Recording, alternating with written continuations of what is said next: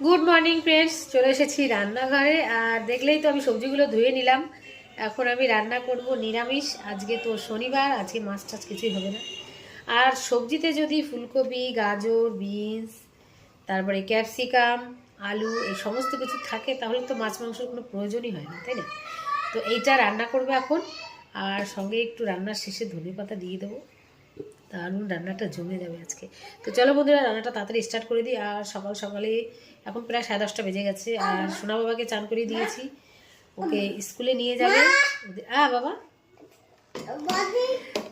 যখন ভিডিও করতে আসবো তখন বলো বলো বলো।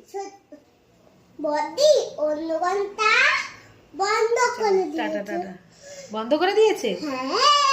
আচ্ছা দিদিকে